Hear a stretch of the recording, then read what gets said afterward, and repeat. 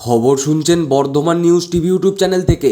আজকের বিশেষ খবর হলো, মুখ্যমন্ত্রীর বিরুদ্ধে কুরুচিকর মন্তব্য করার অভিযোগে নির্বাচন কমিশন তমলুকের বিজেপি প্রার্থী প্রাক্তন বিচারপতি অভিজিৎ গাঙ্গুলিকে শোকজ করেছে।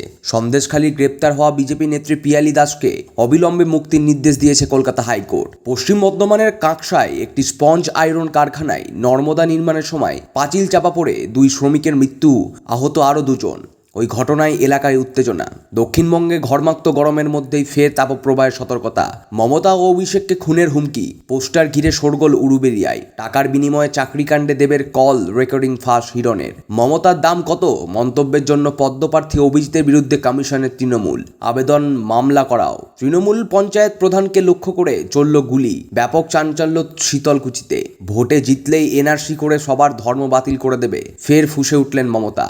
নিজে হেরেছে নন্দীগ্রামে, উত্তর জনগণ দিয়ে দিয়েছে ফের তৃণমূলকে নিশানা শুভেন্দুর। আসছি বিস্তারিত খবরে। মুখ্যমন্ত্রী মমতা ব্যানার্জির বিরুদ্ধে কুরুচিকর মন্তব্য করার অভিযোগের প্রেক্ষিতে নির্বাচন কমিশন তমলুকের বিজেপি প্রার্থী প্রাক্তন বিচারপতি অভিজিৎ গাঙ্গুলিকে শোকজ করেছে। আগামী সোমবার বিকেলে 5টার মধ্যে তার জবাব চেয়ে নোটিশ পাঠানো হয়েছে বলে কমিশন সূত্রে খবর। নির্বাচন কমিশন ওই নোটিশে জানিয়েছেন, অভিজিৎ বাবু গত বুধবার এক জনসভায় মুখ্যমন্ত্রীর নাম করে যে বক্তব্য রেখেছে তা বিচার বুদ্ধিহীন, শালীনতার সীমা লঙ্ঘনকারী ও কুরুচিকর। ভোট পর্ব চলাকালীন এ ধরনের বক্তব্যে নির্বাচনী আচারবিধিও ভঙ্গ হয়েছে। উল্লেখ্য, গত 15ই মে হলদিয়া এক জনসভা থেকে অভিজিৎ গঙ্গোপাধ্যায় তৃণমূল সুপ্রিমকে নিশানা করে বিতর্ক মন্তব্য করেছিলেন। সেই নিয়ে গতকালই কমিশনের কাছে অভিযোগ জানিয়েছিলেন তৃণমূল কংগ্রেস। মুখ্যমন্ত্রী মমতা ব্যানার্জি আজ রাজ্যে একাধিক জনসভা করেন। ঝাড়গ্রাম সভামঞ্চ থেকে কেন্দ্রের বিজেপি সরকারের বিরুদ্ধে রাজ্যকে বঞ্চনার অভিযোগে তোলেন। নিয়মিত খবর শুনতে আমাদের চ্যানেলটিকে অবশ্যই সাবস্ক্রাইব করুন। গোপীবল্লভপুরের গাজাসিমুল নাজোয়ার ময়দানে মুখ্যমন্ত্রী বলেন,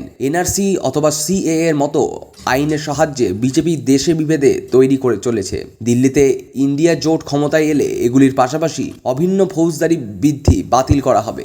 বাংলায় সিপিআইএম কংগ্রেসের সঙ্গে কোনো জোট নেই বলে আজও মন্তব্য করেন মমতা। এরপর তিনি ঘাটালের দলীয় প্রার্থীর সমর্থনে একটি সভা ও মেদিনীপুরের একটি রোড শো করেন। এদিকে সিপিআইএম রাজ্য সম্পাদক মোহাম্মদ সেলিম আইএনডিআইএ জোটকে বাইরে থেকে সমর্থনের যে কথা মুখ্যমন্ত্রী গতকাল প্রচারে বলেন তার সমালোচনা করেছেন। হুগলি লোকসভা কেন্দ্রে তৃণমূল কংগ্রেস প্রার্থী রচনা ব্যানার্জি আজ চন্দননগরের বিভিন্ন ওয়ার্ডে প্রচার চালান। বনগাঁ লোকসভা কেন্দ্রের ওই দলের প্রার্থী বিশ্বজিৎ দাস বাগদায় প্রচারে গিয়ে ক্রিকেট খেলায় যোগ দেন। অন্যদিকে নৈহাটির বড়মা কালী মন্দিরে ও হালি শহরে রামপ্রসাদের ভিটেতে আজ পুজো দেন কীর্তি আজাদ। বিজেপির রাজ্য সভাপতি সুকান্ত মজুমদার আজ হুগলিতে রোড শো করেন। কলকাতা উত্তর আসনে বাম সমর্থিত কংগ্রেস প্রার্থীর হয়ে প্রচারে অংশ নেন বিমান বসু ও অন্যান্য বাম নেতৃত্ববৃন্দ। পূর্ব মেদিনীপুরের মারিচদায় ভোট পরবর্তী হিংসা তদন্তে সিবিআই আজ তৃণমূল কংগ্রেস 2টি নেতার বাড়িতে হানা দেয়। দেবব্রত পাণ্ডার বাড়িতে, কিন্তু তিনি বাড়িতে ছিলেন না। তার মেয়েকে এবং স্থানীয় গ্রামবাসীদের জিজ্ঞাসাবাদ করে তদন্তকারীরা ঘণ্টা 2-1 পর সেখান থেকে তারা বেরিয়ে যান।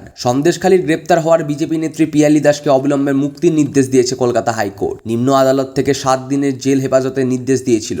এর বিরুদ্ধে কলকাতা হাইকোর্টের দ্বারস্থ হয়েছিল পিয়ালি। আজ বিচারপতি জয় সেনগুপ্ত তাকে ব্যক্তিগত বন্ডে মুক্তির নির্দেশ দিয়ে গ্রেপ্তারি নিয়ে প্রশ্ন তুলেছেন। ওই বিজেপি নেত্রীর বিরুদ্ধে 195 ধারায় যে অভিযোগ দায়ের হয়েছে তাও স্থগিত থাকবে বলে আদালত নির্দেশ দিয়েছে।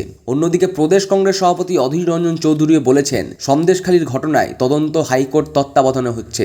এ ধরনের ঘটনার পুনরাবৃত্তি যাতে না হয় তার দল সেটাই চায়। এর জন্য তিনি উপযুক্ত শাস্তিরও দাবি জানিয়েছেন। রাজ্যপাল সিভি আনন্দ বোসের বিরুদ্ধে ওঠা নারী নির্যাতনের অভিযোগকে কেন্দ্র করে তৃণমূল কংগ্রেস শিক্ষক ও অধ্যাপক সংগঠনের রাজভবনের অভিযানে কেন্দ্র করে দুপুরে রানী রাসমণি এভিনিউ থেকে মিছিল করে সংগঠনের সদস্যরা রাজভবনের উদ্দেশ্যে এগিয়ে যান। তবে রাজভবনে পৌঁছানোর আগেই ব্যারিকেড তৈরি করে আন্দোলনকারীদের পুলিশ আটকে দেয়। পুলিশের সঙ্গে ধস্তাধস্তি বেঁধে যায় আন্দোলনকারীদের। ঘটনার জেরে তৃণমূলের শিক্ষা সেলের সভাপতি মহিদুল ইসলাম সহ বেশ কয়েকজন অসুস্থ হয়ে পড়েছেন। অন্যদিকে ব্যারিকেড ভেঙে এগোনোর ঘটনায় আন্দোলনকারী একাধিক শিক্ষককে আটক করেছে পুলিশ। সিবিআইয়ের অন্য একটি দল ইচ্ছেঘেরা গ্রামে পঞ্চায়েত প্রধান বুদ্ধদেব মাইতির বাড়িতে যান। তিনি বাড়িতে ছিলেন না। সিবিআই আধিকারিকরা তখন অন্য কয়েকজনকে জেরা করেন। পরে বুদ্ধদেব বাবুরা বা নন্দলাল মাইতি বাড়ি ফেরেন। ভোটের আগে অকারণে সিবিআই তল্লাশির ঘটনায় সাংবাদিকদের কাছে তিনি অসন্তোষ ব্যক্ত করেছেন। ভোটের মরশুমে মমতা বন্দ্যোপাধ্যায় ও অভিষেককে বন্দ্যোপাধ্যায়কে প্রাণনাশের হুমকি। সাত সকালে হুমকি পোস্টার কেন্দ্র করে ব্যাপক চাঞ্চল্য ছড়িয়েছে উলুবেড়িয়ায়। উদ্ধার হওয়া পোস্টারের লেখা, মুখ্যমন্ত্রী মমতা বন্দ্যোপাধ্যায় ও অভিষেককে গাড়ি ধাক্কা দিয়ে খুন করব, সবাই প্রদীপ জ্বালাবে। এই পোস্টারের নেপথ্যে কে তা তা জানতে তদন্ত শুরু করেছে পুলিশ। চলছে লোকসভা নির্বাচন, স্বাভাবিকভাবেই চুটিয়ে প্রচার করেছে সমস্ত রাজনৈতিক দলের নেতাকর্মীরা। জেলায় জেলায় ঘুরে প্রচার করেছেন খোদ তৃণমূল সুপ্রিমো মমতা বন্দ্যোপাধ্যায় ও তৃণমূল সেনাপতি অভিষেক। বিভিন্ন এলাকায় গিয়ে মানুষের ভিড়ে মিশে যাচ্ছেন তারা। এই পরিস্থিতিতে শুক্রবার সকালে আচমকা মমতা ও অভিষেকের নামে হুমকি পোস্টার উদ্ধার হলো হাওড়ার উলুবেড়িয়ায়। এদিন সকালে স্থানীয়রা সাদার উপর সবুজ কালিতে লেখা একটি পোস্টার দেখতে পান স্থানীয়রা। তাতে লেখা, মুখ্যমন্ত্রী মমতা বন্দ্যোপাধ্যায় ও অভিষেককে গাড়ি ধাক্কা দিয়ে খুন করিব, সবাই প্রদীপ জ্বালাবে। এই পোস্টারে একটি চিঠির উল্লেখ রয়েছে, লেখা হয়েছে, আমরা গোপন চিঠি আছে পড়ে নেব।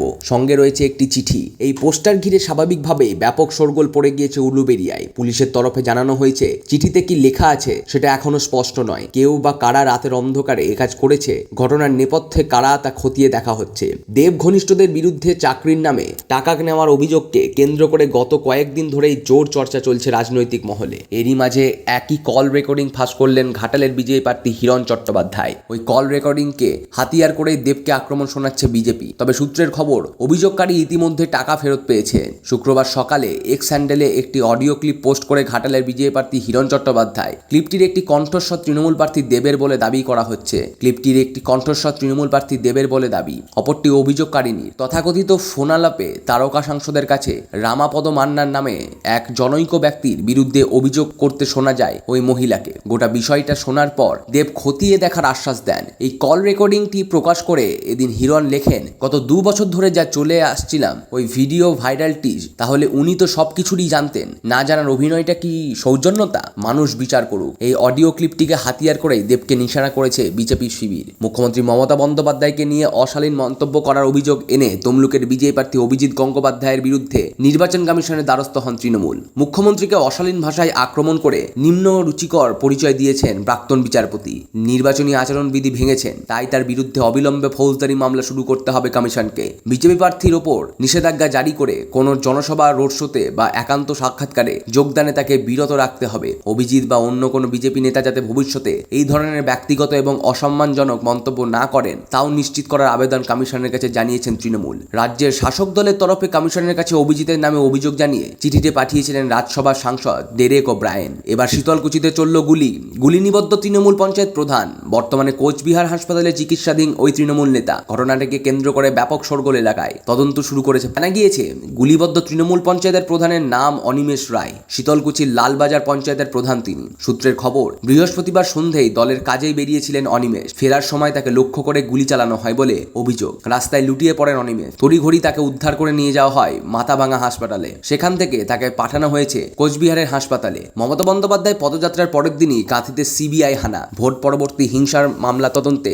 7 সকালে 3 নম্বর ব্লকের ভাজাচাউলির 2 তৃণমূল নেতা নন্দদুলাল মাইতি ও দেবব্রত পান্ডার বাড়িতে হাজির কেন্দ্রীয় তদন্তকারী সংস্থার আধিকারিকরা। জানা গিয়েছে, 2021 সালের বিধানসভায় ভোটে 11 থানার বাথুরারি এলাকায় জন্মেয় দুলাই নামে এক ব্যক্তিকে মারধর অভিযোগ ছিলেন নন্দদুলাল মাইতিদের বিরুদ্ধে। যদিও সিবিআইয়ের তালিকায় নন্দদুলালের নাম নেই, রয়েছে তার ছেলে বুদ্ধদেব মাইতির নাম। এদিন সিবিআইয়ের আধিকারিকরা বুদ্ধদেবকে না পেয়ে নন্দদুলালকে জেরা করার চেষ্টা করে, তবে ব্যর্থ হয়। অপরদিকে তৃণমূল নেতা দেবব্রত পান্ডাকে না পেয়ে তার মেয়েকে জেরা করে বলে খবর। এদিকে অভিযানের খবর পেয়ে সিবিআইয়ের তালিকায় 1 নম্বরের নাম থাকা কাঁথি 3 পঞ্চায়েত সমিতির সভাপতি বিকাশ চন্দ্র বেজকা ঢাকা দিয়েছেন। ঘটনার সূত্রপাত 30 মার্চ 2021। উত্তর কাঁথির বাথুরিয়া এলাকার বাসিন্দা বিজেপি নেতা জন্মেয়ঞ্জ দোলাই কাঁথি থেকে বাড়ি ফিরছিলেন। সেই সময় মশাগা ব্রিজের কাছে তৃণমূল নেতারা তাকে মারধর করে বাইকে করে তুলে নিয়ে যায় বলে অভিযোগ। ভাউচাউলি অঞ্চলের কাদুয়া এলাকায় একটি মাঠে তার ক্ষতবিক্ষত রক্তাক্ত দেহ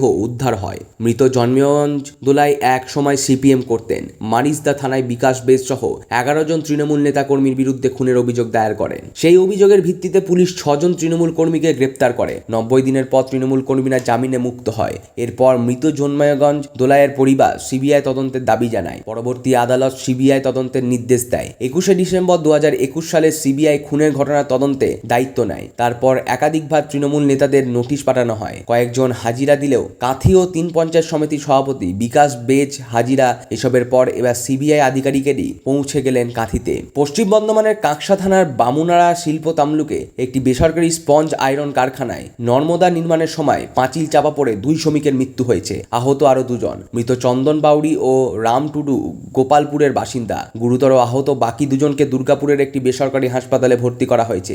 এদিকে এই দুর্ঘটনা ঘটনার পর কারখানা চত্বরে ব্যাপক উত্তেজনা ছড়ায়। শ্রমিক ও গ্রামবাসীরা নিরাপত্তার দাবিতে কারখানার ভিতরে ও বাইরে বিক্ষোভ দেখাতে থাকেন। মৃতদেহ আটকে রাখা হয়। কারখানায় চলে ভাঙচুর। খবর পেয়ে বিশাল পুলিশ বাহিনী ও কম্ব্যাট ফোর্স ঘটনাস্থলে যায়। পুলিশকে ঘিরে ধরে চলে বিক্ষোভ। পরে পুলিশ পরিস্থিতি নিয়ন্ত্রণে আনে। কারখানায় এখনো পুলিশ মোতায়েন রয়েছে। খবর এই পর্যন্তই।